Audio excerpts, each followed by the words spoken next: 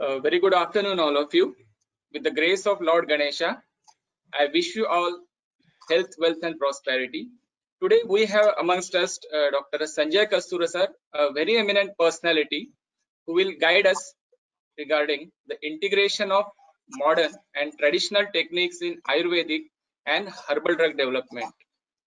Before proceeding towards today's session, I would like to thank Kasture sir for his kind words. Before just 2 days, he just shared his PowerPoint presentation, and he just asked me to share this presentation with all of our participants. First of all, I thank you very much, sir.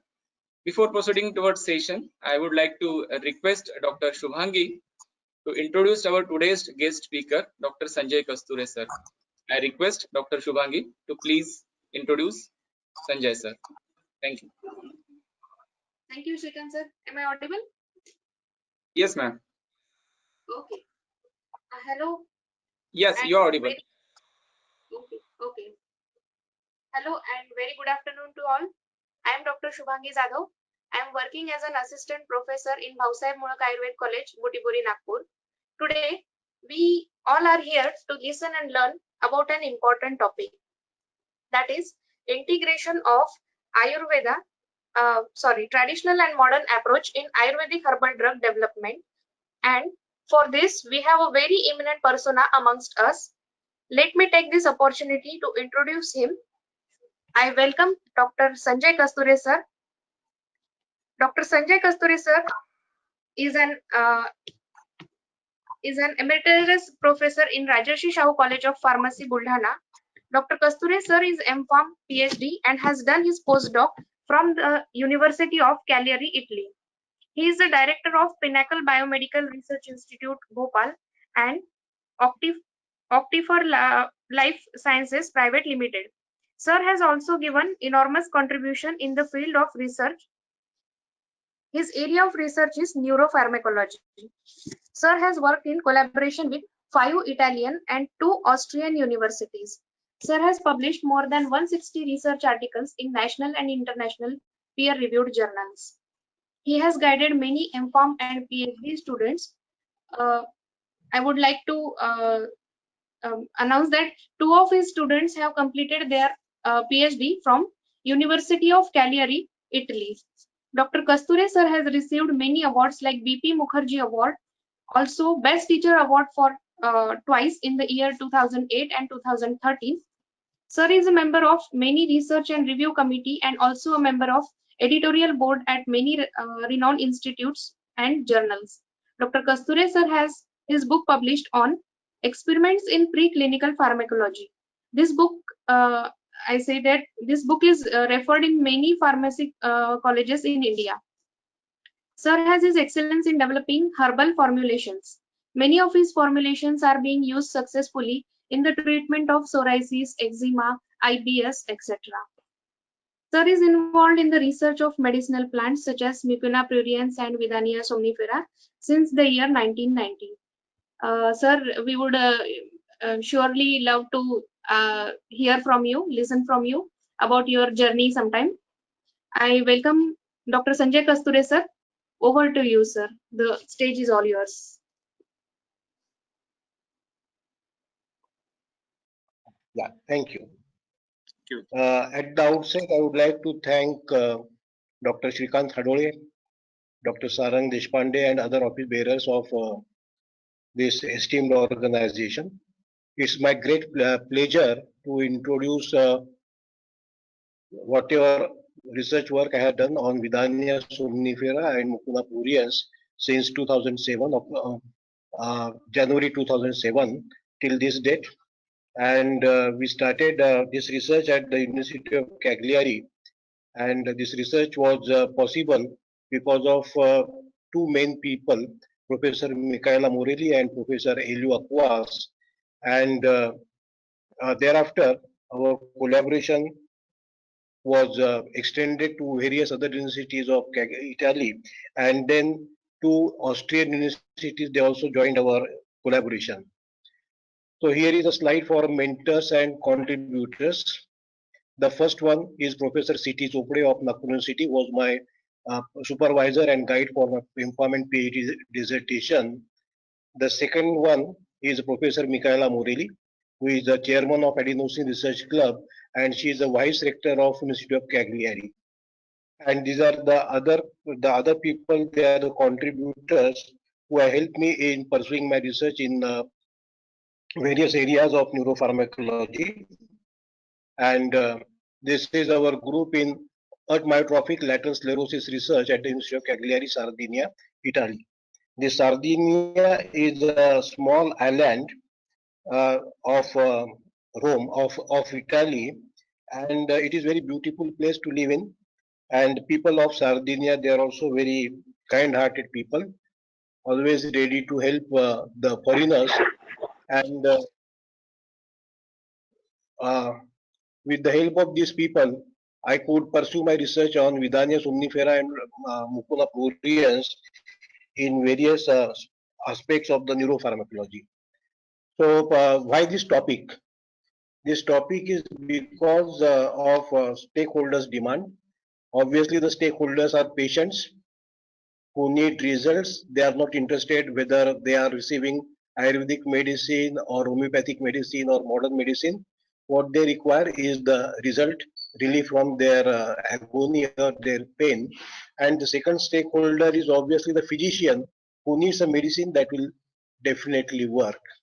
And both the stakeholders demand, they can be fulfilled by a pharmacist, because pharmacist is a link between patient and physician.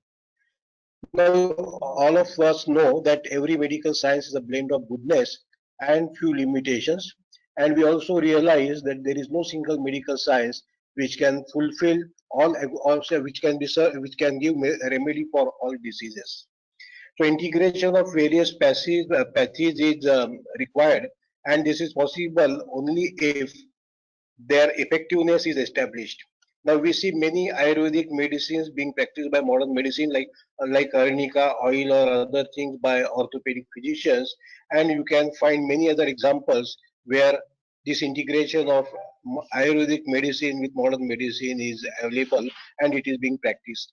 So integration of other sciences is also necessary because the medical science is assisted by a wide array of sciences, uh, right from biochemistry, physiology, pathophysiology, diagnostics, then biostatistics, and so on. So integration of all these sciences is very necessary for fulfilling the requirement of both physicians and patients. The objective of this slide is to substantiate the usefulness of traditionally used plants, and it is not to confirm veracity of their claims, because whatever written is in Ayurveda is based on true experience of the herb, and the principles behind establishing this usefulness was not based on the science, but it was based on the experience. And the experience of these people cannot be negated, and therefore it is not my objective to confirm the veracity of their claim. I don't want to doubt the truthness and the truthfulness of any of these claims. The effect of herbal medicine can be observed at all levels of organisms, right from the whole animal to a cell, single cell, and even inside the cell. People have false belief that Ayurvedic medicines cannot reach the cell or they cannot penetrate the cell, but I have myself observed the effect of the Ayurvedic medicine well inside the cell on the antioxidant principles in the cytoplasm, in the cytoplasmic, endoplasmic reticulum also, and on the external cells. So we have studied effect of Vidania somnifera and Mucuna pruriens since 2007 at all levels of organisms, which are summarized in this presentation.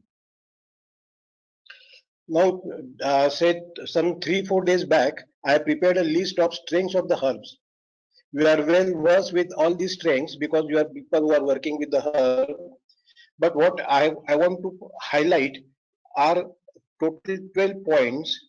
Some of you might be knowing all the 12 points, but there could be some people, there might be some people who do not know all this, all the strength of herbs. So I will briefly go through this because every point need at least 1 hour discussion to prove its usefulness in the Ayurveda or in the herbal medicines. So the first one is tissue specific action. You are well, say you might experience it on many occasions. The second one is pharmacochaperoning. I'm sure this word is new for you because this word is new for medical science as well. As we age, as we become older and older, the process of aging occurs, and in the process of aging, the proteins they are misfolded. So instead of getting a correct protein, we get a disturbed protein, and because the endoplasmic reticulum is the site where proteins are synthesized inside the cell, the machinery which takes away this synthesized protein cannot identify the misfolded protein, and therefore the misfolded protein remains embedded in the endoplasmic reticulum. This ultimately produces the endoplasmic reticulum stress, and once the stress is produced inside the cell, the toxic materials are produced inside the cell, and the process of aging that starts. The young children, they have a chaperoning system of their own, and as we age, or as a child ages, the mechanism which is responsible for correcting of misfolded protein, that goes on decreasing in efficiency, and then the symptoms of aging that starts.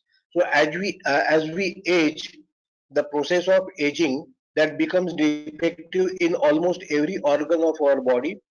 The examples are diabetes mellitus, cataract, Alzheimer disease, Parkinson disease, and you can name many diseases where the process of aging can be observed in the human body. The third one is sensitization.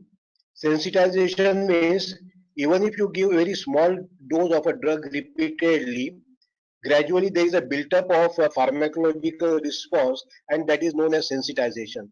This sensitization we observe daily uh, when we drink tea. So the caffeine in the tea that causes sensitization, and when we are deprived of tea for say 6 to 7 hours, we start feeling headache. And even after the first sip of tea, we see that the headache is gone. This is all because of the process of sensitization. Then there is the easy penetrability to brain. There are many herbs which can easily enter into the brain and show their effect on the central nervous system. Further, there are multiple biomarkers in a single herb, and this is the reason why a single herb is having many therapeutic effects. Then adaptogenic property is something which is attributed to herbs only. We still do not have any modern medicine with adaptogenic property. Then herbs are the source of new chemical entity. About 70% of modern medicine or drugs in modern medicine have a natural origin. That is also very well evidenced. Then there is the evidence of safety and efficacy. Since we are using these herbs since long time, the safety and efficacy of these herbs is well established. There is an ability to influence intracellular mechanisms.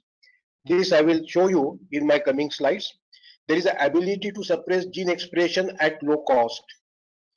The Ayurvedic physicians, I think this is what I think, they are not aware of this ability of herbs and vegetable oils. So gene expression can be achieved at very low cost using Ayurvedic herbs and various vegetable oils. And this technique or this particular finding we are using in our cream, which we use, which we had developed for the treatment of eczema, psoriasis, and itching. Then rejuvenation is another very important strength of herbs, which I will be dealing with in my presentation. Then there is availability of information on therapeutic property. You pick up any herb, you will find availability of information on the therapeutic properties. You can use any you can use Google search engine or other search engine, or you can use any research paper, say any research paper on medicinal plants. You will find plenty of information on therapeutic properties. So these are the strength of herb. There could be many other strength of herb which might be well known to you. Then there are certain big issues. Uniformity of phytoconstituents in the extract is a major issue. The people who advocate modern medicine, they always point out at this lacuna of Ayurvedic medicine that the uniformity of phytoconstituent in extract is variable, and therefore we are not sure whether the Ayurvedic medicine will work or not. So that is a big issue. The second one is no one knows how to define quality of reference standard herb. If I give you two pieces of Vidania roots, one larger in diameter and one smaller, then it will be difficult to identify which should be used as a reference standard. This will be applicable for any herb because we do not know, or we have not defined the quality of any raw material. Then following are the sources of variation in the quality of extracts used in tablets, capsules, or other formulations, which I am highlighting in my next slide. So I have taken four basic aspects of extraction. One is plant material, second one is solvent, third one is manufacturing method, and the fourth one is manufacturing equipment. This slide I have taken from presentation of Dr. S.S. Handa. Professor S.S. Handa is a very well-known figure in the field of phytochemistry, and he has prepared this slide, which is just enough or which is sufficient enough to show the sources of variation in the quality of extract. And if you look at this slide, then you will realize that it's very difficult to maintain the quality of extract. So depending on all these variations, or if you keep all these variations constant, then only the extract will be of uniform quality. So you will realize that the process of extraction is very difficult, and it's very difficult to get the extract of uniform quality. So unless and until the method is well validated, the process of extraction is very difficult. Now, coming to the next slide, modern approach in Ayurvedic or herbal drug development, a journey from experience to evidence. Now, before few years, when the analytical methods were not available, we were solely depending on the experience. Whatever given is in a Dravya Gun Vignan, we used to consider it as a reference standard or as an authentic literature. But now, because the methods are available, because the scientific studies have been carried out, we have now getting the evidence of every pharmacological activity that has been ascribed to the herb, and you will not be and people will be surprised to know that the evidence is in favor of the experience. Whatever is written in the Charak Samhita or Sushru Samhita or any other textbook of Ayurveda, that literature is now coinciding with the findings of modern medicine, or with the findings of the research papers or research articles. Now, first we see the preclinical evaluation, and then after the preclinical evaluation is over, we come to the clinical evaluation, that is a controlled clinical trial. Now, during the preclinical evaluation, we can see the effect of drug or the extract or herb on animal level, system level. System level means it could be urinary system, cardiovascular system, digestive system, and so on. Then organ level, like brain, heart, liver, lung, etc. Tissue level, receptor level, whether it is GABA receptor or adrenergic receptor or serotonergic receptor, you name any receptor, the effect of extract on that receptor can be studied very easily. Then we can see the effect of extract on intracellular target. These intracellular target could be enzymes or nuclear factors like nuclear factor kappa B, or any other intracellular organelle like mitochondria. Then we can see the effect on genetic level, which I will be showing you in my presentation. Then how the herbs are studied. Now there are two approaches. One is holistic and reductionist. I'm in favor of holistic approach. Why I'm in favor of holistic approach, that I will explain you briefly in my coming slides. So we use either aqueous extract or fraction of extract or isolated compound.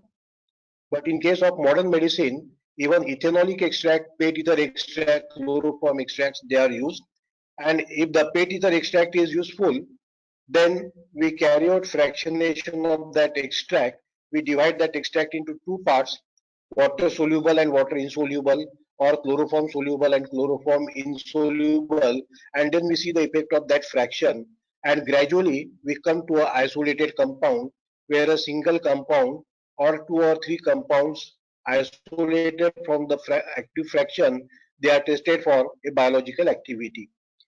These biological activities are evaluated by selecting some parameters, some animals or some tissues, because for every biological activity there is a specific parameter, or there is a specific animal, or there is a specific tissue. So depending on the type of extract and the type of biological activity that is to be evaluated, we select a parameter or animal or tissue. Then identifying active principles, to which we call a biomarker, that is another important aspect of preclinical evaluation, because on the basis of biomarker we can define the quality of extract, or we can say whether the extract is substandard or it is of the desired quality. Then studying the effect at receptor or intracellular targets such as enzyme, nuclear factor, gene expression, etc. These are the other ways by which we can see the effect of drug in our preclinical evaluation. Then uh, I will go through studies on Vidania somnifera and Mucuna pruriens, and I will show you why holistic approach of Ayurveda is necessary. So we have been working on these two plants since 2007. So we have published about 14 papers on Vidania and Mukuna together, and it is not possible to cover all these papers within a span of 1 hour or so. So I have selected a few research papers, and the research papers, they are indicated in various slides, so that those who are interested, they can go through the research paper completely. So what I am presenting today is only 10 to 15% of work that has been carried out over a period of last 12 years. So I have taken this Parkinson disease as a case study. So you all know that rigidity, hypokinesia, tremor, and postural imbalance, these are the four cardinal signs of Parkinson disease. These are the signs which are characterized in modern medicine, and modern medicine believes that if these four signs are there, then there is a possibility that a patient is suffering from Parkinson disease. But Ayurveda is one step above. Loss of olfaction was known to Ayurveda before the modern medicine people could identify it. Now from this slide, you can see the typical Parkinson patient, where you can see the imbalance of posture. The first one is this person is leaning forward. The difference between the steps is shorter, and there are tremors, and you can see the rigidity of the forearm. So these are the four cardinal signs. But loss of olfaction, which is very important aspect of this Parkinson disease, that was known to Ayurveda. So we have published one review paper, uh, Mucuna pruriensis in treatment of Parkinson disease, pharmacological review in Oriental Pharmacy and Experimental Medicine. And we have observed that there are many constituents of Mucuna seeds which are supporting the effect of levodopa. Now, the first one is genistein. You will be surprised to know it inhibits dopa decarboxylase.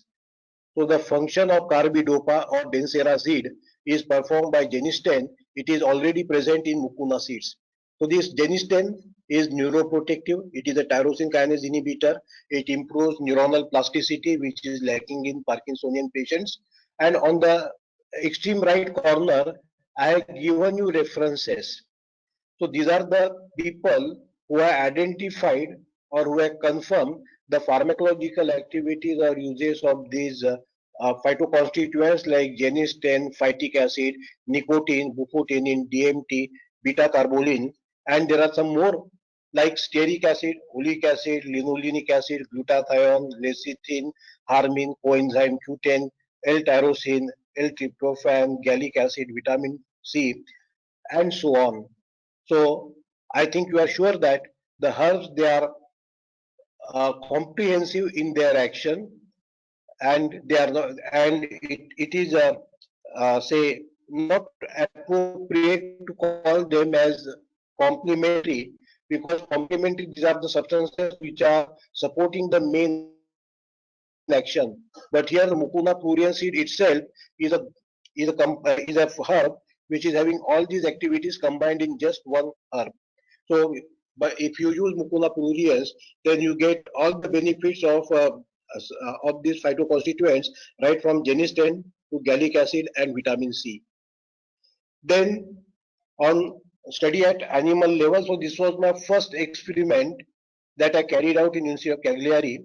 That was with Professor Michaela Morelli, who was my uh, research guide, my mentor. Because of her, I could go to University of Cagliari, and we published this paper in 2009, though we started work in 2007. So this paper shows how Mucuna pruriens is more effective than levodopa.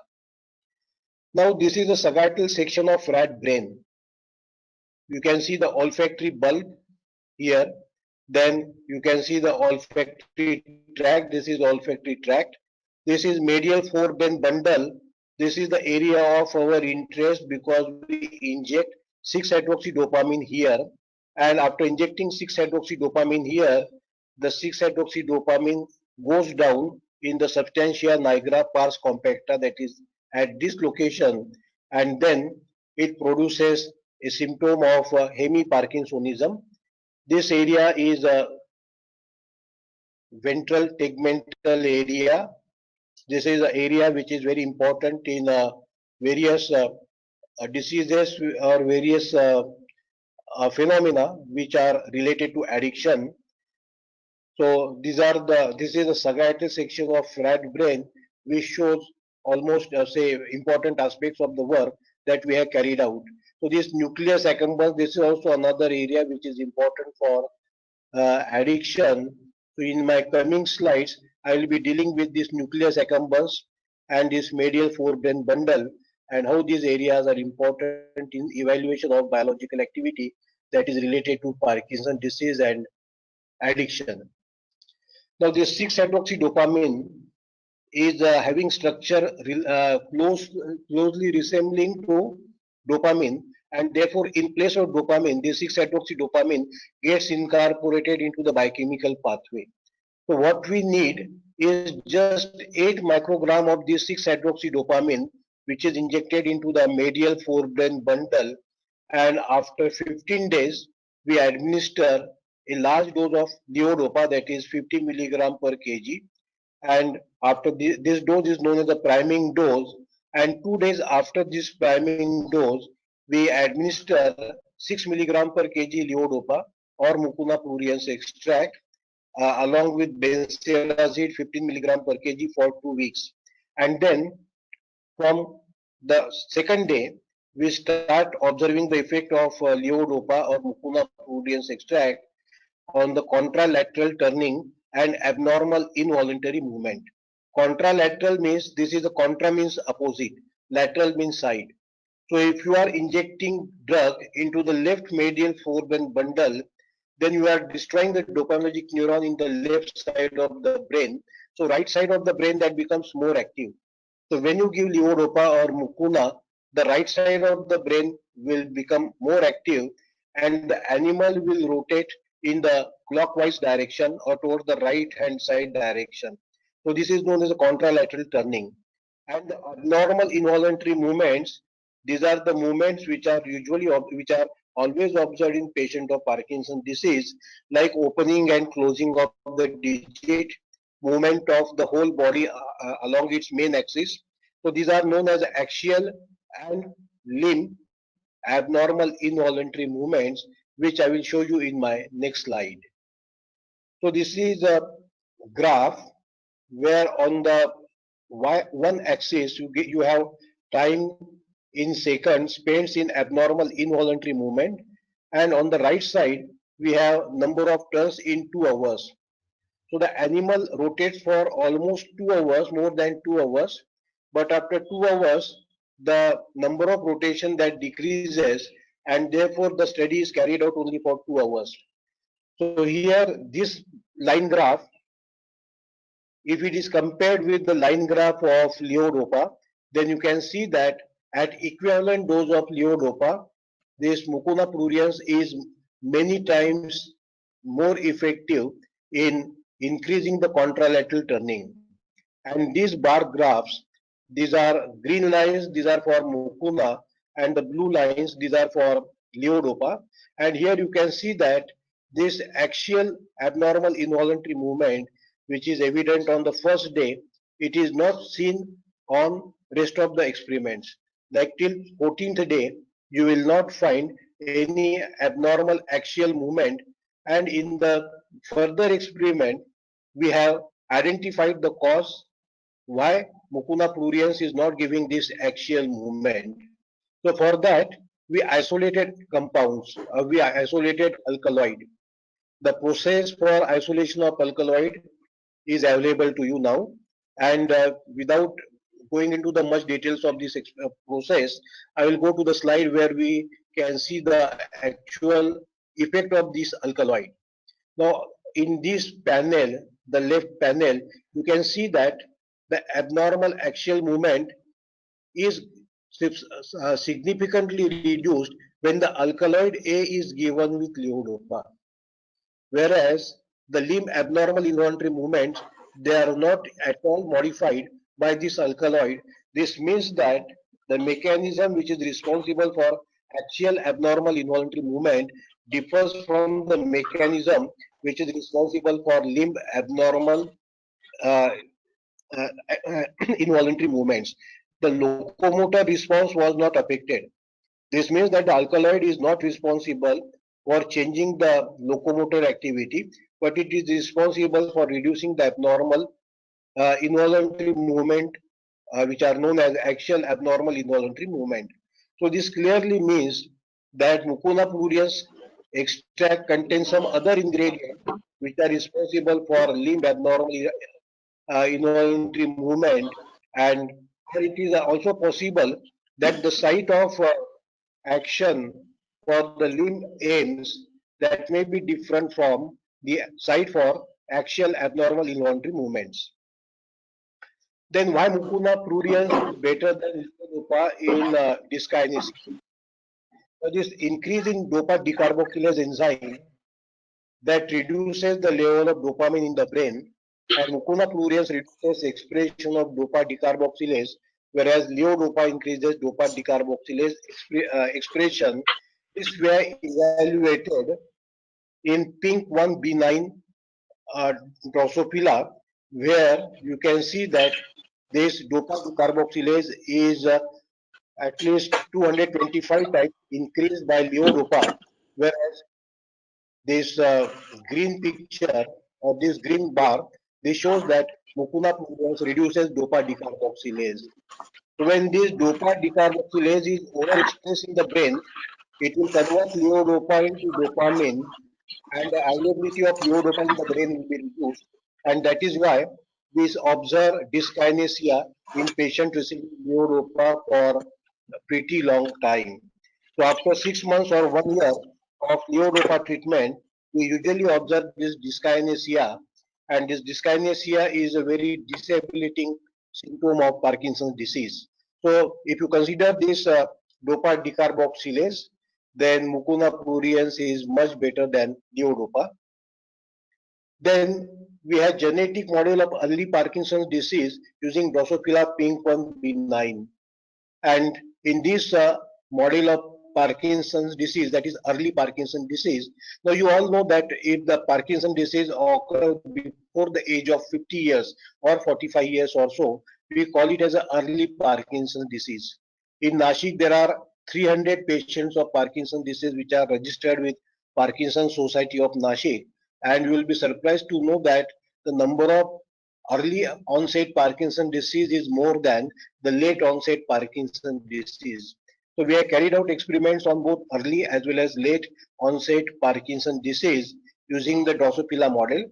Now you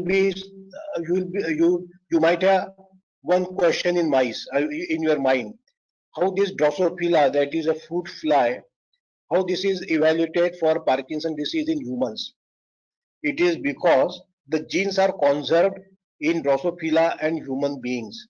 So genes which are present in the human genome or human body or human brain, the same genes are observed in Drosophila also. And by carrying out mutation in these genes, we can have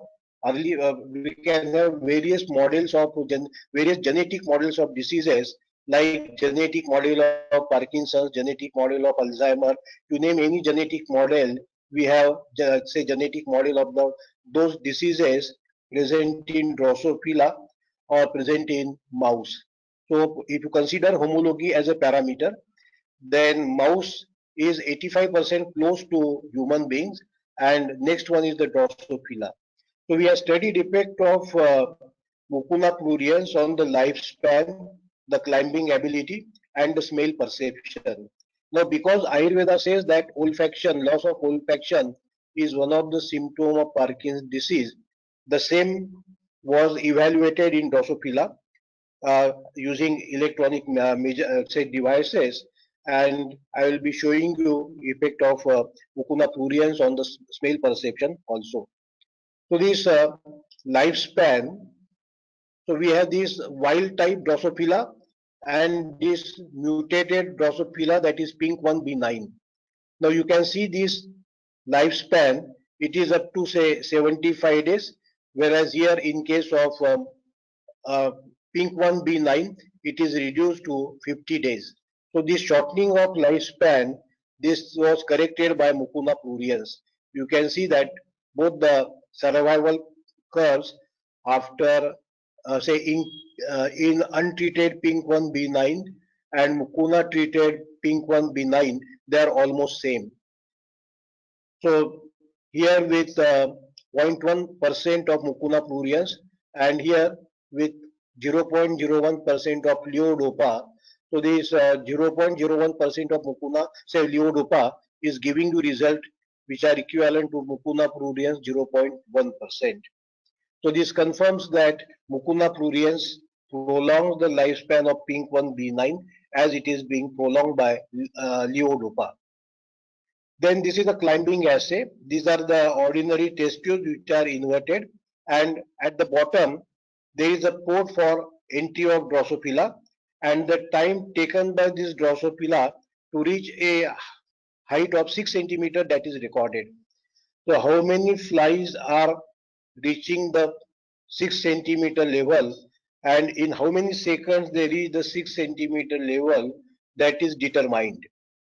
And this is known as a negative geotaxic assay or a climbing assay, and these are the results. So you can see that this is a 3 to 6 day old fly, this is 10 to 15 day old fly, and this is a 25 to 30 day old fly. Now here this is a wild type, this is pink 1b9. You can see the difference here, and after giving Mucuna, the difference is reducing. So this difference is reducing in the second panel also, and the difference is reducing in the third panel also. Whereas this levodopa is producing effect which is just like untreated pink 1b9. So this means that at age of 25 to 30 days of eclosion, the Drosophila, they are not responding to levodopa, whereas with Mucuna pruriens, the climbing activity is improved. This means that Mucuna pruriens is improving the motor activity. So this I written here, Mucuna required less time to climb than the levodopa. Then there is another model of Parkinson disease in flies, that is late onset Parkinson disease. that is LRRK2 Drosophila melanogaster. This is leucine-rich repeat kinase 2, and this is if this leucine-rich repeat kinase 2 Drosophila melanogaster are treated with Vidania somnifera, then there is an improvement in the symptoms of Parkinson's disease. So there is a difference between early onset and late onset. The mechanisms they differ. The onset of these early and late onset, late Parkinson's disease, we still do not know. We still call it as a idiopathic Parkinson's disease, but we have animal model for both early onset and late onset. So this is for late onset Parkinson's disease. So this is a paper which we published in 2016 in a reputed journal PLOS One, where we used mutant and wild type flies, and we administered 1% of Vidania somnifera enriched diet administered to these Drosophila melanogaster LRRK2, and we observed that there is improvement in the locomotor activity, the muscle electrophysiological activity, and we have administered this to both larva as well as adult. L stand for larva and A stand for adult. The lifespan of the larva and adult Drosophila melanogaster was reduced by Vidania somnifera in contrast to Mucuna pruriens. So this is how we carry out the experiments on electrophysiology. This is a male Drosophila. You can see from these three bands that this is a male Drosophila. Had it been female Drosophila, then you can see these two lines. Instead of these two lines, there are at least four lines, and then this big band at the base of this one. So this is a stimulating electrode which are connected to this portion of the Drosophila. This is a recording electrode, and this is a earthing electrode or ground electrode. So we are stimulating the giant fiber system through these electrodes, and the contraction of this dorsolongitudinal muscle that is recorded using amplifier. Now this is what we observe when we give a stimulus at this point, the response occurs at this point. So the graph starts moving at this particular point. So this is a latency, and the height of contraction, this is known as the amplitude. So after giving, so this you can see the difference between the two in lower panel. So here the LRRK2 has the DLM response latency much reduced, and after giving Vidania somnifera, there is a significant increase as it is shown by this particular column.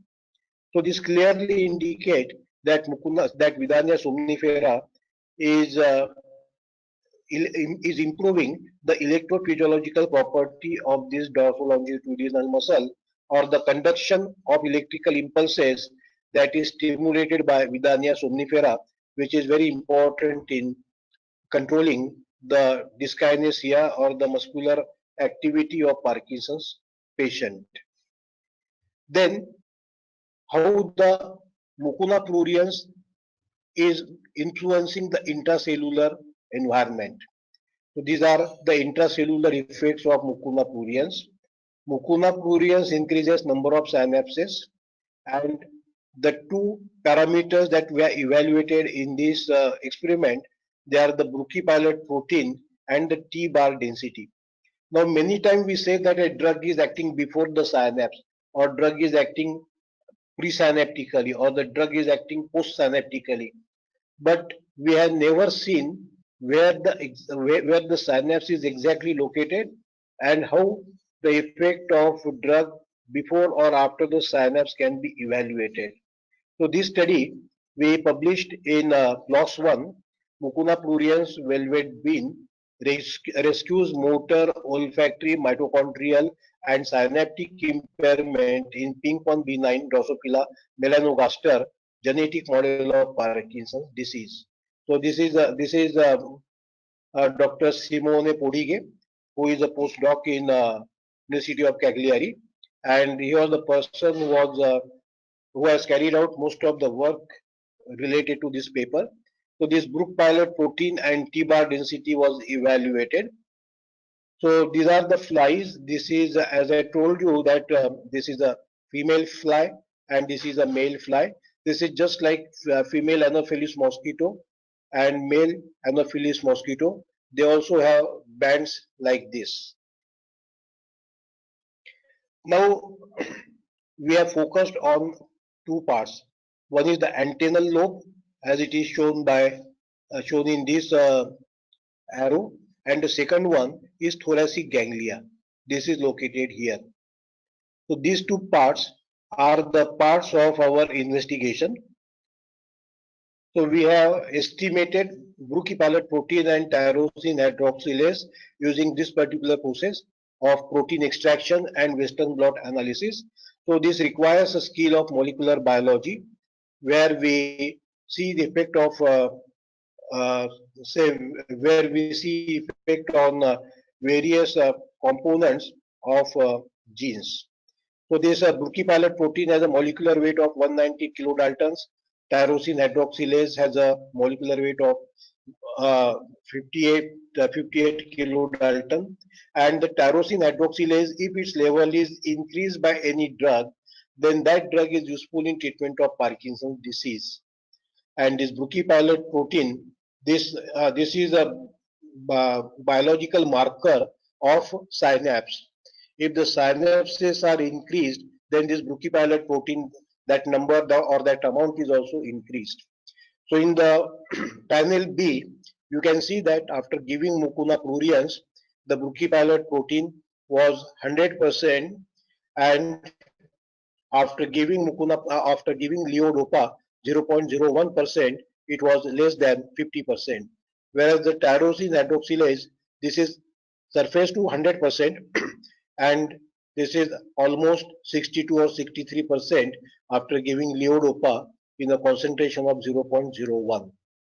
So this clearly indicate that these two graphs clearly indicate that Mucuna pruriens at equivalent dose is giving better effects than levodopa. Then T-bar density and synaptic plasticity, for which we require electron microscope. Using electron microscope, we can see the electron dense projections, and these electron dense projections, these are having the shape of T, capital T, and therefore it is known as the T-bar density. So we have administered Mucuna pruriens extract, and we have observed the effect of Mucuna pruriens extract on the amount of T-bar located inside the say neuron using electron microscopy. So this is the procedure by which we have studied electron microscopy analysis. Here we have used 70 micron section of say antennal lobe or thoracic ganglia, and using transmission electron microscopy we have recorded or we have captured the images. Now you can see here that these white circles, these are indicating places where T-bar have been identified. So this is a Drosophila with 0.1% mucuna, and this particular plate is of Drosophila which is not treated with any extract, and you can see the difference here. Those flies which received Mucuna pruriens have more number of T-bars as compared to the one which have not received Mucuna pruriens. This means that Mucuna pruriens is increasing the number of T-bar, or it increases T-bar density, and this T-bar, it is associated with large number of synaptic vesicles, and these synaptic vesicles, because they are rich in dopamine, the dopamine availability is more in animals treated with Mucuna pruriens. Now this is another electron microscopy slide where you can see this T-bar. A portion before T-bar is known as pre-synapse, and the portion after the T-bar is known as post-synapse. So this is clearly observable in the inset. This asterisk indicate mitochondria, and here in this slide you can see the inflamed mitochondria. So in pink one B9, there is an inflammation of mitochondria. In medical terminology, this is known as a Christie development. So this Christie is a characteristic feature of Parkinson disease slide. So Parkinson disease in Drosophila, and in animals that have received Mucuna pruriens, these are on the right side. So here you can see that uh, there are more number of mitochondria, and there is no such Christie in the slide or in the animal which has received Mucuna pruriens. On the lower side, we have panel E, F, and G. In the E panel, we have number of T-bar in antennal lobe. In the panel F, we have number of T-bar in the thoracic ganglia. And in both the cases, you can see that the T-bar density is drastically reduced in pink 1B9, and it is restored by Mucuna pruriens. And in the third, that is plate G, you can see the number of damaged mitochondria. So in pink one B9, the number of damaged mitochondria is more, whereas after giving Mucuna pruriens, the damage to the mitochondria that is corrected. So this Parkinson disease is a disease where the electron, say where the electrons transport in the mitochondria is drastically reduced, and this experiment clearly show that Mucuna pruriens is improving the degeneration of mitochondria in antennal lobe and thoracic ganglia. So these are the uh, uh, this slide is giving you details of what is this A, B, C, D, E, F, and G. So coming to the next slide, which is very important, improvement in olfaction. So we have used living 10 to 15-day-old male flies, and they were singly inserted in a truncated plastic pipette, and the head of the fly was protruding, or it was coming out of this plastic pipette, so that it could be stimulated with a odorous substance, and the potential developed by smell of that particular odor that that was identified or that was evaluated using this EAG, that is electro uh, olfactogram, and the electrode was inserted in this pharynx. So this recording glass electrode was gently placed in antennal funiculus. So this funiculus is this portion.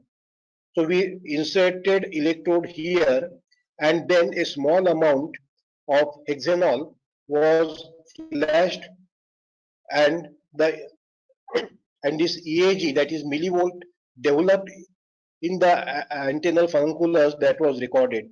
So after giving 0.01% of hexanol, you can see this picture. This is wild type. This is pink 1B9. This is treated with mucuna, and this is treated with levodopa. So at 0.01%, both have similar effect.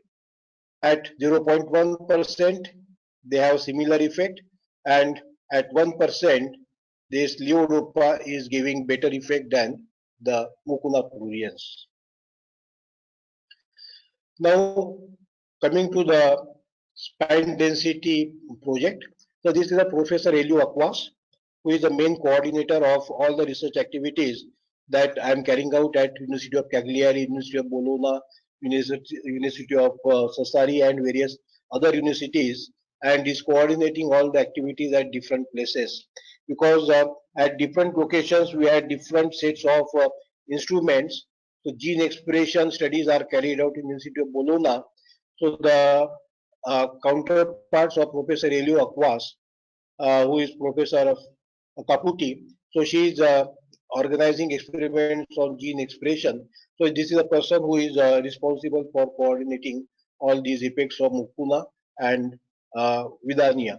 And the reason of behind selecting mucuna and vidania is that in Europe there are many people suffering from Parkinson disease, Alzheimer disease, and various movement disorders. and therefore the Italian government is spending lot of money, lot of euros on carrying out research on these diseases, and therefore I selected Mukuna and Vidania as hearth for carrying out these experiments. So this was our first paper in neurotoxicity research 2009, and here in this paper we have shown that Vidania somnifera rescues all the adverse effects of those are associated with addiction, and for that we have carried out some studies. All those experiments are not accommodated in these slides because it was not possible because of paucity of time. So only the major experiments which clearly establish the therapeutic usefulness of Vidania somnifera and Mucuna pruriens, they have been incorporated in this presentation. So we have used standardized Vidania somnifera extract because when you want to publish a journal, when you want to publish your work in reputed journal, the first question is whether the extract is standardized or not, and if the extract is standardized, for what constituent it is standardized. So we have this chromatogram of Vidania somnifera extract, and we have carried out our studies on spine density. So these are the spines: Philopodia, stubby, long, thin, and mushroom. These are the four types of spines, and these spines are clearly visible when you use confocal laser scanning microscope. So the cost of one confocal laser scanning microscope is 0.5 million euros, and there are very few institutes in India which are having this type of confocal laser scanning microscope. So these are the appendages on the neuron. So this is a cell body, this is a primary dendrite, and this bifurcation, this is a secondary dendrite. So we have studied effect of our drug, that is Vidania, on number of these spines on the secondary dendrite, because the number of these spines on secondary dendrite, they are more uniform than on the primary dendrite. So this is the reason why we selected secondary dendrite of medium spiny neurons. So here we are seeing the effect of Vidania somnifera on various spines, and we have shown that how Vidania is useful in addiction. And one thing very important here, that the outcome of this experiment will be applicable to opiates, cannabinoids, and alcohol, because these are the three substances which are modifying the medium spiny neurons of nucleus accumbens, and that to nucleus accumbens shell. So this nucleus accumbens is having two parts. One is core, that is the inner part, and the part which is surrounding the core is known as the shell. So this nucleus accumbens shell, that is more important for carrying out studies which are related to addiction. So rats were chronically treated with Vidania somnifera extract and morphine. So we have used a dose of 140 milligram per kg of morphine. It's not so easy to administer 140 milligram per kg morphine stat. So what we did, we administered 10 milligram per kg on the first day. On the second day, we administered 20 milligram per kg, and every alternate day we doubled the dose of morphine. So on 14th day, 13th and 14th day, the animal received 140 milligram per kg of morphine, and then the morphine was withdrawn. So some animals received only vehicle, some animals received Vidania along with morphine, and some animals received only morphine. And then after discontinuation of morphine, 24 hours and 3 days after discontinuation of morphine, we studied the effect of Vidania somnifera on the spine density. So this is the Golgi-Cox staining that we carried out. Then this is a cryoprotection solution, and this is a staining solution. So after carrying out all these procedures, we can see pictures like this. So this is a nucleus accumbens shell. It is indicated by a red box in all the three slides. So this is the under 10x microscope.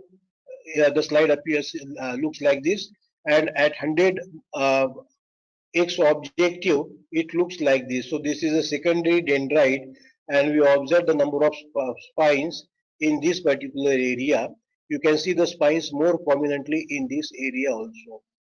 And these are the representative photographs of vehicle treated, morphine withdrawn, and Vidania with morphine after withdrawal. So here you can see the spines in the secondary dendrite, whereas in this slide, the number of spines they are less. And after the after performing image analysis, we have software known as image analyzer. So you have to put your slide in the image analyzer and focus it, and then we observe the entire picture. Now this bar graph shows this is for saline. This is for Vidania somnifera. This is saline spontaneous withdrawal. This is Vidania somnifera spontaneous withdrawal. Now here you can see the difference.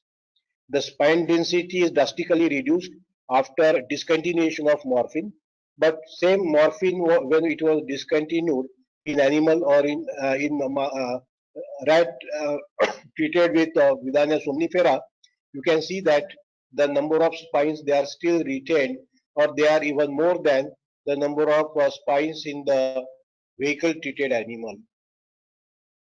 And this is a graph with 100 milligram per kg of Vidania somnifera. This one after spontaneous withdrawal, 1 day withdrawal. In the next slide, we have day 3.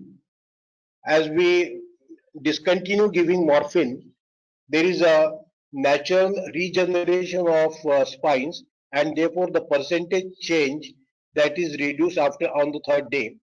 And in these two bar graph, these are indicating Vidania somnifera during withdrawal. So once you have started morphine withdrawal, giving Vidania is not much useful because it is not increasing the spine density.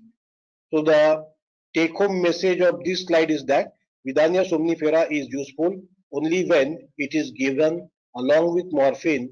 Vidania somnifera is not useful after morphine is withdrawn. Now, a question was raised in one of the papers. Then, if Vidania somnifera is having analgesic activity and other activities, is there possibility of Vidania somnifera causing addiction? So, for that purpose, we studied effect of morphine along with Vidania somnifera using this condition place preference model. So, you can see here that there are 3 chambers, 1, 2 and 3. These 2 chambers, they are identical in size, but they are different in the panels or their walls and the base. So this base is having squares and this base is having grill. So there are rods placed here. So this is unpaired side and this is paired side. Paired side means the rats were treated with morphine when they were placed in this chamber, and rats treated with vehicle were placed in this chamber. So rat who are receiving vehicle alone, they can sense this grill like appearance of the base. They can also visualize this gray color on the panels of this chamber, whereas the rats treated with morphine, they know that the the floor is not uniform. There are holes in the floor, and the sides they are bright and they are white in color. So we give this pairing treatment for 1 week, and after pairing treatment is over, we remove the shutter which are placed here. So animal can freely move along inside this apparatus, and then the time spent by the animal in this chamber or in this chamber, that is compared. You can see the result in the next slide. So here the time spent before the conditioning and after conditioning, this is same in Vidania somnifera, say in the vehicle treated animal. When you give Vidania somnifera, there is a significant increase here. Say there is no significant increase, and when you give morphine, the post-conditioning period shows that the animal prefers to stay in a single compartment for longer period, as it is indicated by increased stay after in the post-conditioning phase. And when you give Vidania 50 milligram per kg and 10 milligram morphine, then you can see that these columns and these columns, they are almost similar. So this means that the Vidania somnifera that prevents motivational property of morphine, or it prevents the conditioning based preference induced by morphine after giving 50 milligram per kg of Vidania somnifera extract. Then this is experiment after the conditioning experiment was carried out. After conditioning of the animal, one group of the animal received Vidania somnifera 100 milligram per kg, and another received 50, the third one 25, and the fourth one didn't receive Vidania somnifera. So here you can see that 50 and 100 milligram per kg dose of Vidania somnifera, that is reducing morphine condition place preference expression. So after you condition the animal to receive morphine and stay in the post-conditioning compartment, if you give Vidania somnifera, then effect of morphine can be nullified. Then we carried out receptor binding experiments. So we carried out receptor binding experiment using this particular method, which is available to you all. And the results show that these Ki values, that is affinity constants in terms of microgram per ml. So this shows that Vidania somnifera is having more affinity for GABA B receptor, because this Ki value is lesser than the Ki value for mu opioid receptor.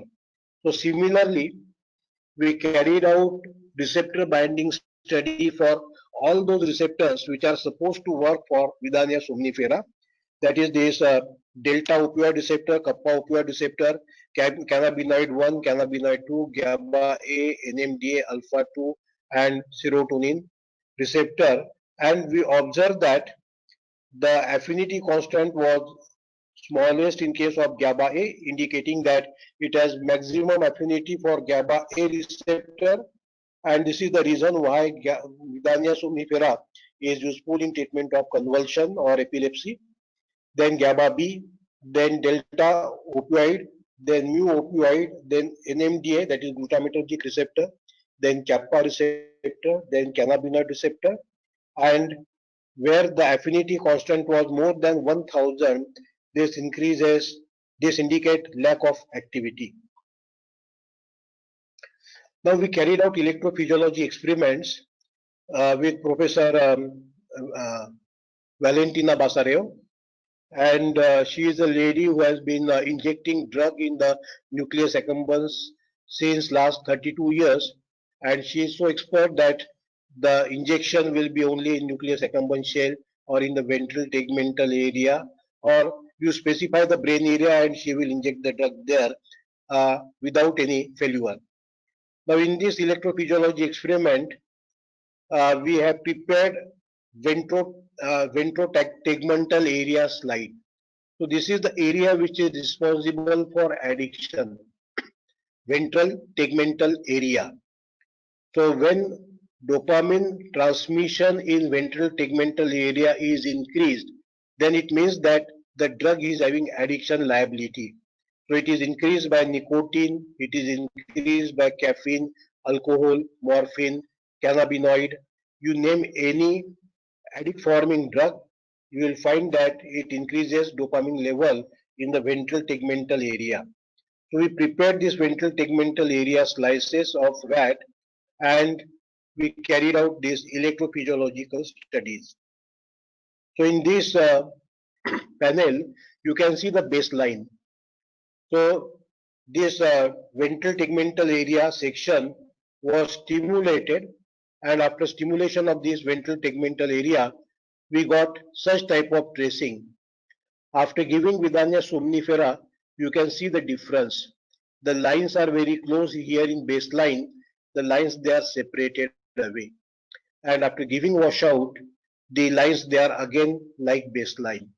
So this means that the stimulus which we are giving along with Vidania somnifera is just enough to maintain the viability of this ventral tegmental area section. Now in the lower panel, after taking the normal contraction panel, we administer Vidania somnifera 200 microgram per ml, and you can see that the firing rate is reduced till this particular point. So this is the washout period. This is the baseline period.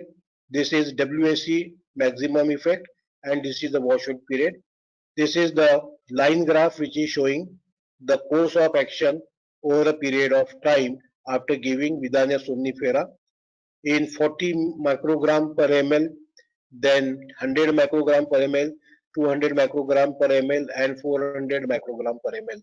You can see that these two effects, they are same, and therefore we selected 200 microgram per ml as concentration for our further studies. Then we carried out blocking of effect of Vidania somnifera using bicuculin and this SCH. So this bicuculin is a GABA A antagonist, and the GABA B antagonist is SCH 50911. Both are given in a dose of 10 micromole. And here you can see the effect. The bicuculin that has blocked the effect of Vidania somnifera. Therefore, the effect is almost same here. But the effect could not be blocked by SCH, and the depression caused by Vidania somnifera is still can be observed here as it is observed in this particular slide. So this clearly means that Vidania somnifera is capable of modulating the dopaminergic neuron firing in ventral tegmental area, and the effect of Vidania somnifera is blocked by bicuculin and not by the coded compound SCH. Then Vidania and somnifera in ALS model of that is amyotrophic lateral sclerosis model of Drosophila melanogaster mutant. We have used two different animal models. One is HSOD1. H stands for human SOD, that is superoxide dismutase 1 mutated, and the second animal model was TDP43, Drosophila melanogaster model of ALS. So both these papers are published in scientific reports in the year 2016 and 2018. So this is a typical picture of amyotrophic lateral sclerosis. If you read a novel Tuesdays with Muri, then you will know that what is the progression of this amyotrophic lateral sclerosis and how this disease kills a human being. So there is a difficulty in walking, there is a chance of falling down, then there is a leg weakness, slurred speech, excessive choking, hand weakness, muscle cramps, and this is a ALS patient on his automated vehicle, and this is hydraulic patient lift for this ALS patient.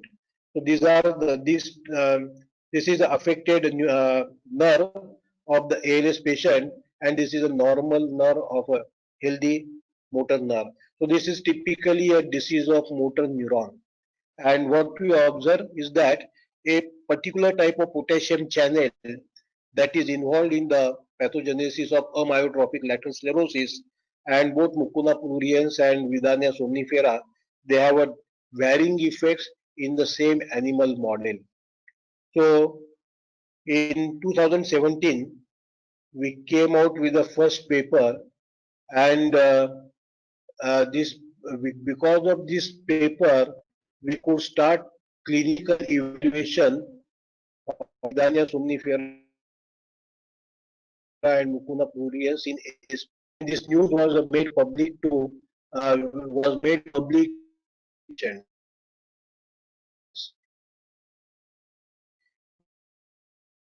Yes, uh,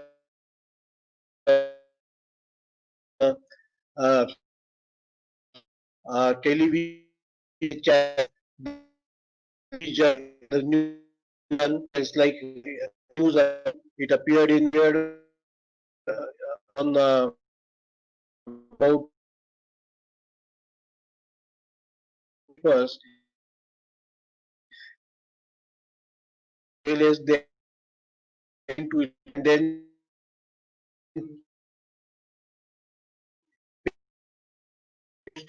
patients and if we can provide them the extracts. So we initiated clinical trial of this Mucuna pruriens in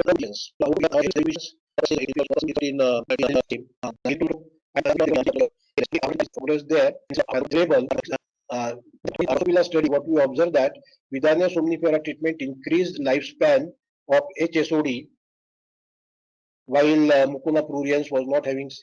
Uh, then both Vidania somnifera and Mucuna pruriens significantly rescued climbing impairment, and the mitochondrial alterations were more present in Vidania somnifera but not in Mucuna pruriens.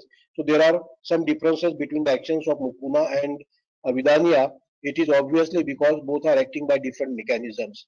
Vidania somnifera and Mucuna pruriens, they have different mechanism of action, and because Vidania somnifera is also having anti-inflammatory property. Obviously, Vidania somnifera was found to be performing better than Mucuna pruriens. So in this disease, we have a untreated panel of electron microscopy study. This is showing you the mitochondria. This arrow is showing you mitochondria. This is uh, Mucuna pruriens.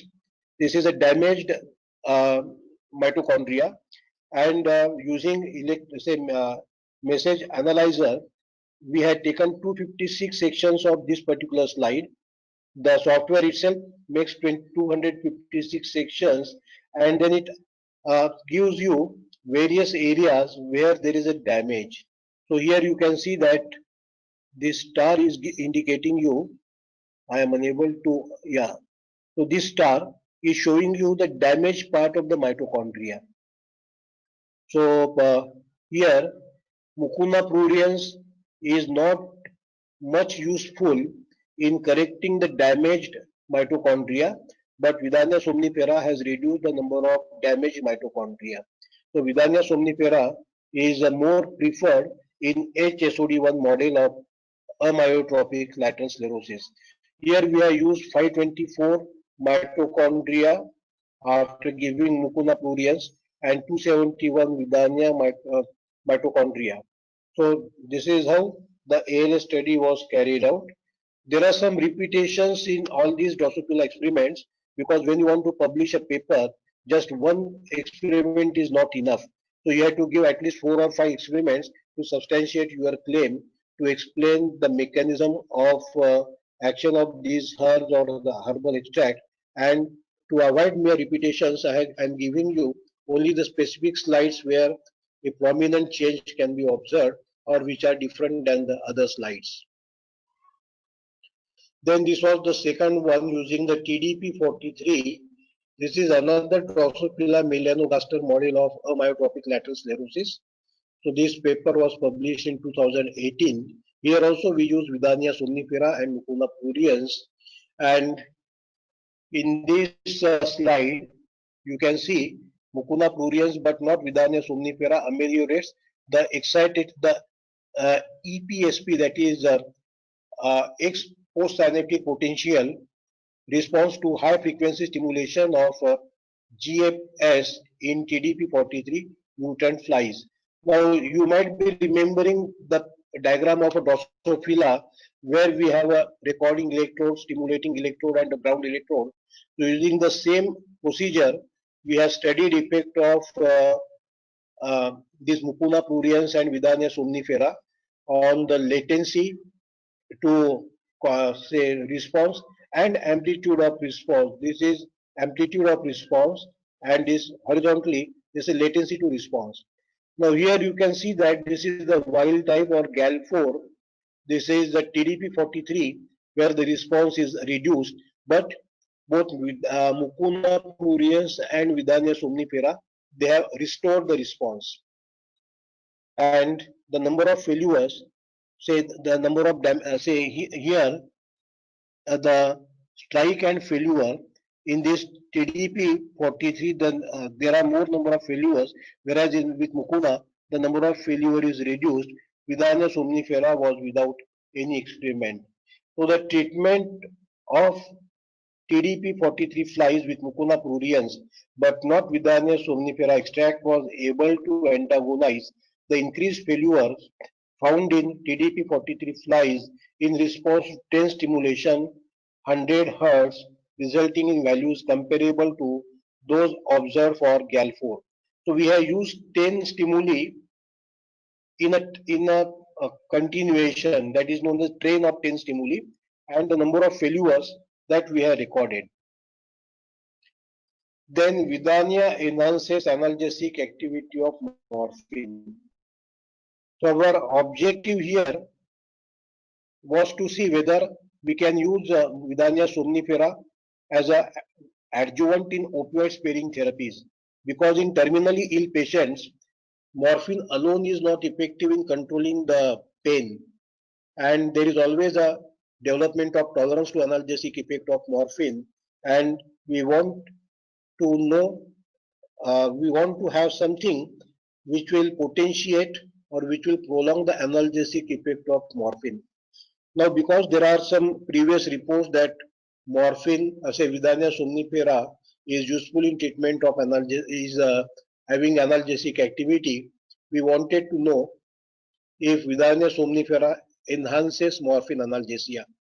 So, for this experiment, we have used a specific type of experiment where the stimulus intensity was adjusted in such a way that the pre-drug control latency was 5 to 7 seconds.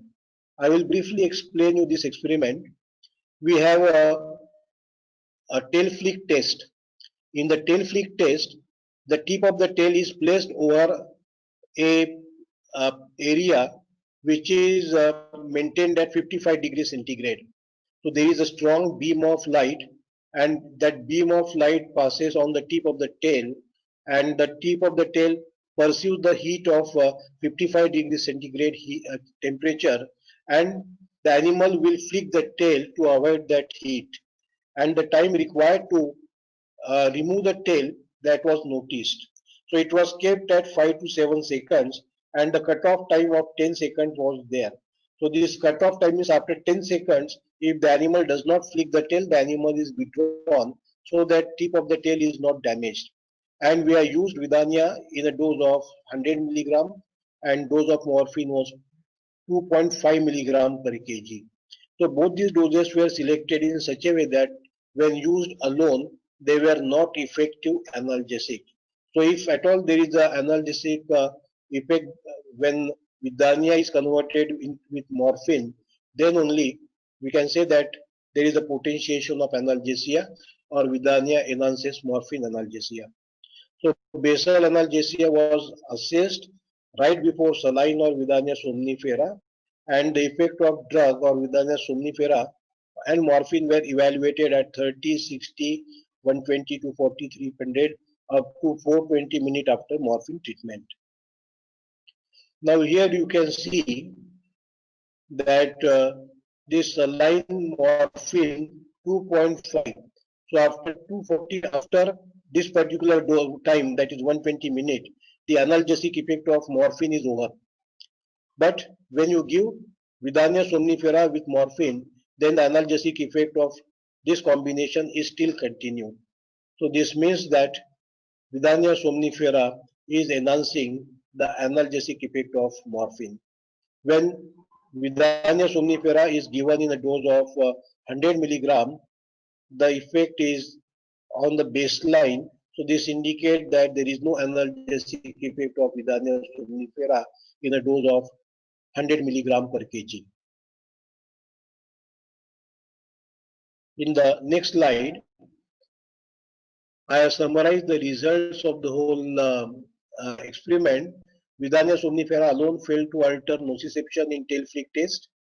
Vidania somnifera pre-treatment significantly prolonged antinociceptive effect induced by 5 and 10 mg per kg morphine in tail flick test.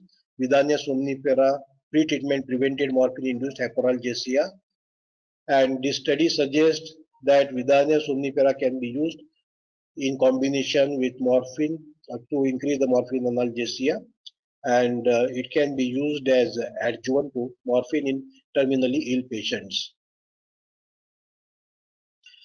Now, why studies on gene expression? Now, because in the previous experiment, here in this experiment, Vidania somnifera could not produce any analgesic effect and it was having low affinity for different receptors.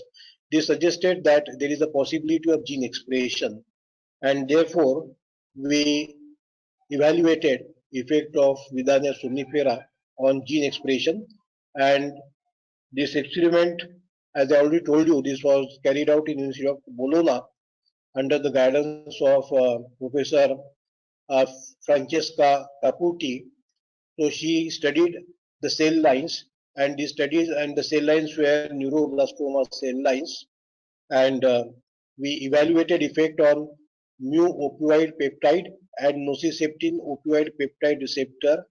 Now, whenever you want to study effect on gene expression, you have to study the effect on messenger RNA, which is related to the gene.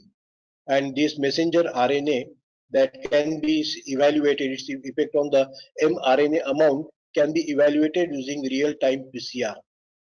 So there are several primers. Depending on the type of experiment, you have to select a particular primer, and after carrying out this quantitative polymerase chain reaction or PCR, you are amplifying the messenger RNA. And after amplifying the messenger RNA, the gene expression that is increased. So we have used human SHSY5Y neuroblastoma cells, and using these cell culture and drug and culture treatments that I have already given in my PowerPoint presentation with Dr. Shrikant. So it will be made available to you all. A range of Vidania somnifera extract concentration was preliminary tested, and we have seen effect up till 5-hour exposure to Vidania somnifera. Now, in all these experiments, it is necessary to see the viability, effect of drug on cell viability.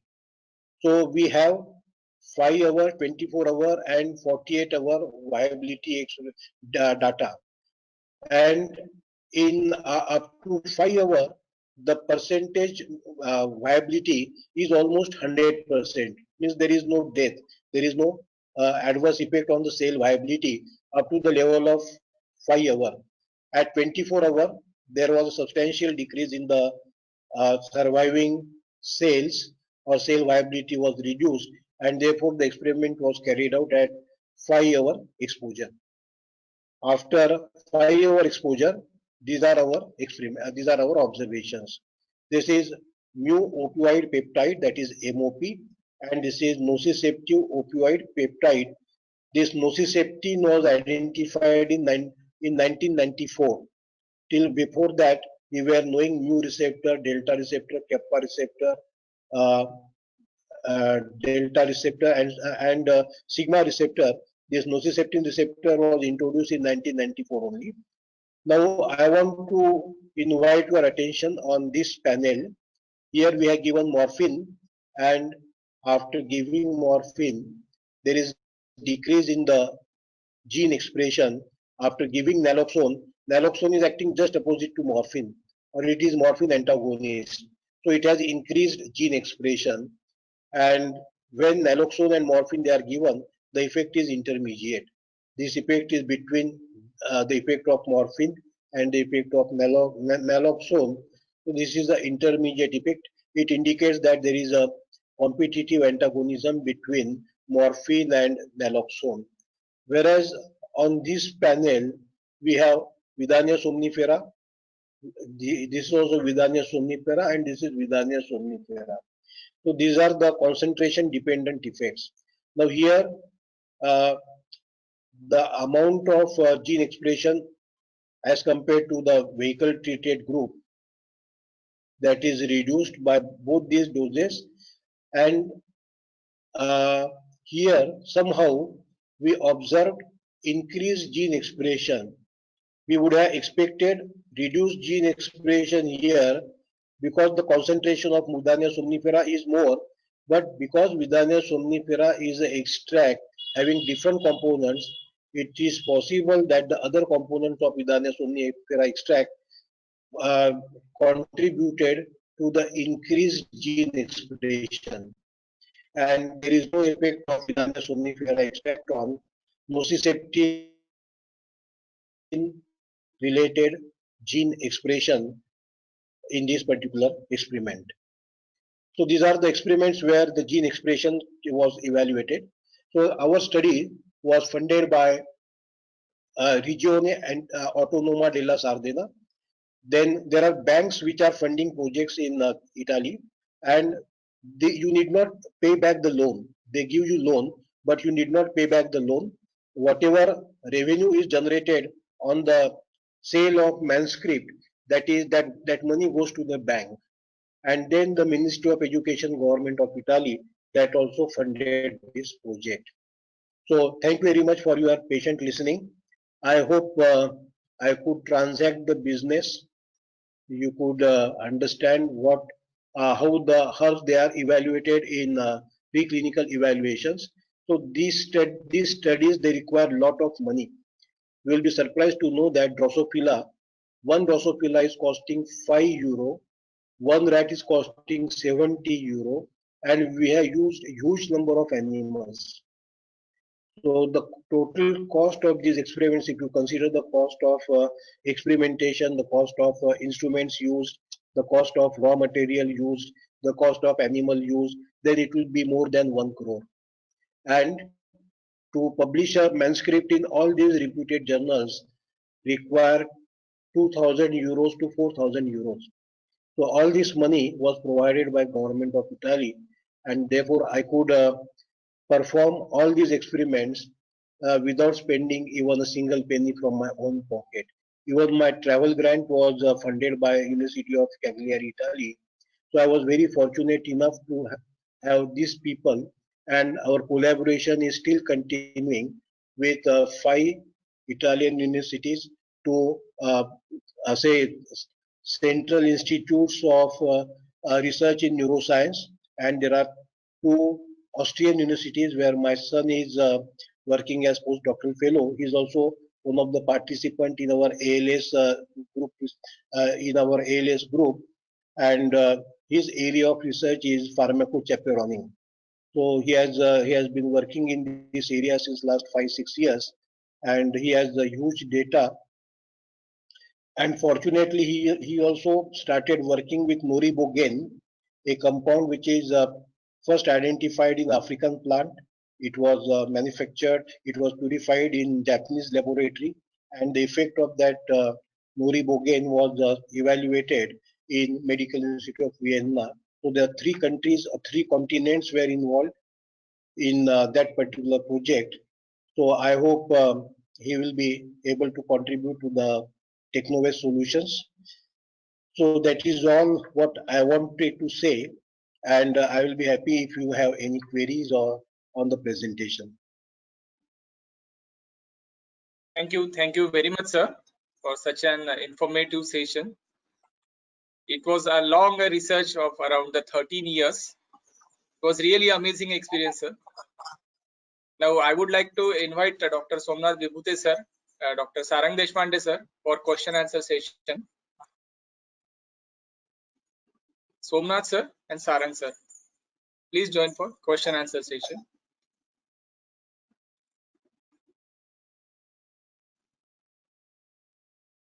I request all the participants to please post their questions in the chat box so that we can ask Kasturi sir.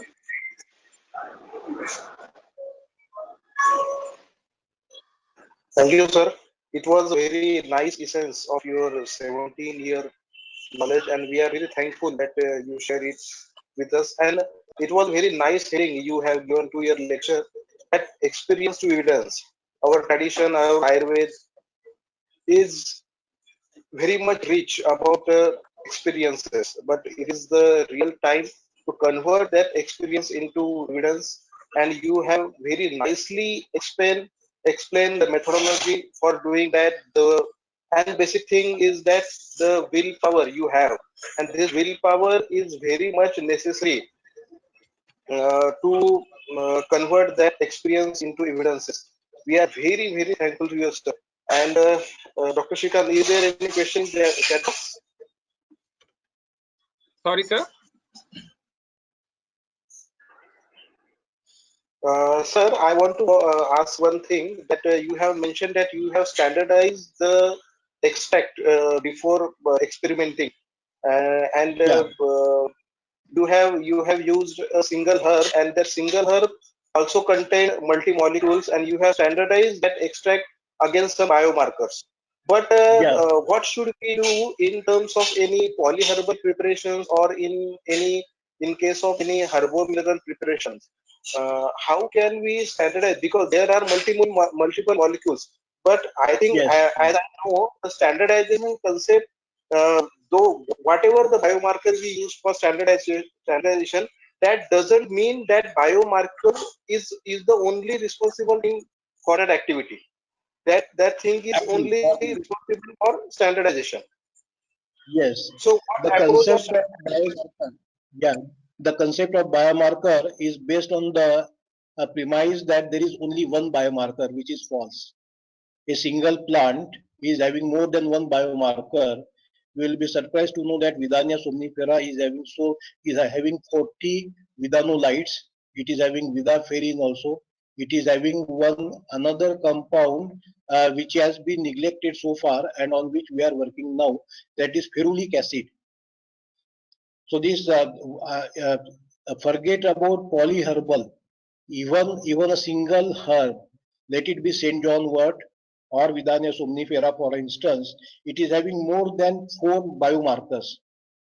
So it is very difficult to identify the contribution of each biomarker. We have to, and that's why I said in the beginning that I follow the holistic approach, that the plant is working by virtue of the secondary metabolites which are present in it, and all the secondary metabolite all these secondary metabolite may not be contributing to the biological effect, but there are more than one biomarker, or there are more than 2 or 3 active compounds which is contributing to the biological effect. And coming to the standardization, if you have single herb, then standardization is possible. If you have more herbs in one single formulation, then standardization is very difficult, because you will have to standardize the formulation at different wavelengths. The wavelength should not be, if the two consecutive wavelengths are more than 20 nm apart, then only they can be evaluated properly. But if the distance between the wavelength is less than 20 nanometer, then there will be interference of one another, and standardization will not be possible. So it is very difficult and challenging to have a multi-herbal formulation standardized using chromatography. But if you use LCMS or MALDI, then it is possible that every ingredient is properly analyzed. Because using MALDI, that is matrix assisted laser ionization spectroscopy, you can analyze even 8 microgram sample. So even if that 8 microgram sample is having 12 or 13 components, they can be standardized properly. So there are very few labs where you have access to MALDI, and therefore at our level, having HPLC is also a very big deal. And in most of the companies, HPLC is used only for one ingredient. They are not using one HPLC for another drug. This clearly means that the column, the C18 column or the other special type of column, if that column should be used for only one particular component. So the herbal formulation standardization of the herbal formulation is really very, very tough job. Can we Sir, say is that? there Yeah, please ask, sir. sir, is there any particular book where can where we can get the complete data of that animal models for different diseases? I don't think any book is available, but if you give keywords like amyotrophic lateral sclerosis and animal model, then you will get a list of all the, then you will get several papers where you can have various animal models. So just give keywords, suitable keywords on the Google search, and you will get all the details. Because purchasing that book is another problem. When you have already this data available at no cost, why to purchase these books? Yes, yes.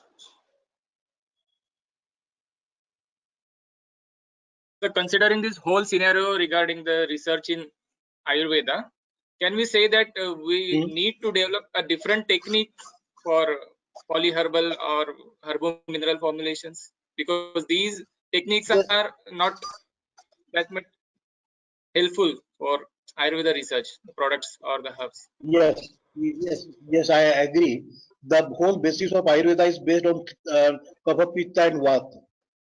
So if you Right. quantify the effect of herb on Kapha, Pitta and Vata, then it is possible. But how to quantify Kapha, Pitta and Vata, that is a big challenge. Because every individual at different time will have different composition of Kapha, Pitta and Vata. And how to quantify the kapha, how to quantify the pitta, that is also a big problem. Right, sir. That is why integration is important. This is the whole theme behind this particular lecture, that one pathy is not adequate to answer all the questions, and therefore integration of different pathies is necessary. And if a pathy is having some end results, then only there will be a possibility of integration. So you will have to develop some biomarker or biochemical parameter on which your herb is effective. Now I had developed one say approach of studying the effect of drug on herb, the effect of herbs on these parameters. That is, I call it as a CCHD approach, cell communication in health and disease. So I know what is happening inside the cell when it is healthy. I also know what is wrong inside the cell when the cell is not healthy, or when there is a particular disease process. And using this CCHD approach, we can easily develop various drugs.